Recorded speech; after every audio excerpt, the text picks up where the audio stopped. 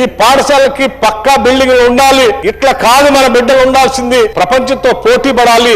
ఈ రాష్ట్రం ధనిక రాష్ట్రంతో తెచ్చుకున్నాం.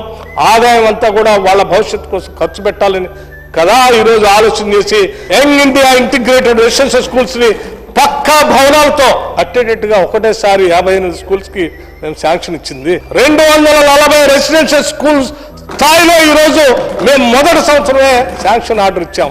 10 ఏళ్ళు ఒక్క స్కూల్ కానీ ఇచ్చారా మీరు? ఎందుకు సార్ మీరు ఆ పిల్లల గురించి మాట్లాడితే ఎట్లా? కావాలంటే హరీష్ రావు గారిని నా నియోజకవర్గానికి ఆహ్వానిస్తున్నారు అధ్యక్ష.